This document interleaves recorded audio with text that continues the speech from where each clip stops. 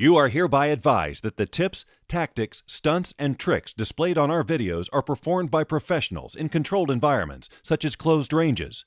Do not attempt to duplicate, recreate, or perform any of these at home, as personal injury or property damage may result.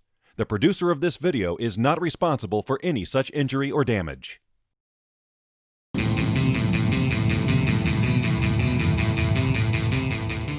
So we talked about rope strength, we talked a little bit about rope construction, we talked a little bit about rope types, okay?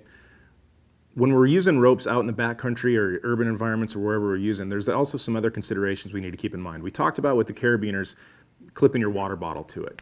And does that affect the carabiner? Is that bad?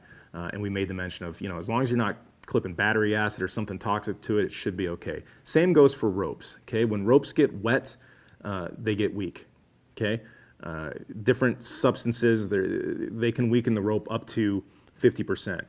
Gasoline is one that eats into rope really good. Water, there's some discussion. Some people will say 10%, some people will say up to 30%. I tend to side on the people that say 10%, but again, it's one of those things where we talked about the math involved with rope. It's something you have to think about and consider. Based on the situation you're doing, the rope you're employing, what types of hazards out there. All that stuff can affect. Say you're actually in an emergency situation with your family and you have developed a strong rope skill background. Things such as urine can actually really weaken a rope. So if you're helping someone out or helping out your son or daughter or your wife or whatever, and they get a little scared and maybe they have an accident, that can actually damage the rope. It's things to think about.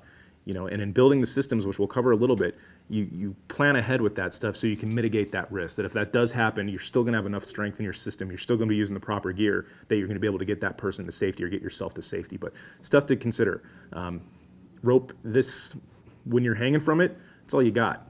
So you want to make sure you take care of it. You want to make sure you have good stuff. You want to make sure it's in good condition. And you constantly want to be aware of that because problems do happen.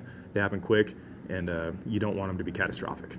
That's about all we have for the day 2 portion of rope works or rope talk. Pretty much covered all the stuff we wanted to hit upon with rope to get you going. Again, if you want to go down to REI, start looking at rope. They do make it in black. They do make it in all sorts of different colors. The colors generally don't mean anything other than that's just what you want. The black stuff looks cool, but I'll tell you here in Vegas, it gets awfully damn hot when it's hot out there. So be mindful of that. The next section, we're going to start going into knots a little bit. We're going to talk about what knots do to rope, because even though this rope is very strong at this point, once we start putting knots in it, we weaken the heck out of it. So stuff to keep in mind as you start building out your rope savvy skills.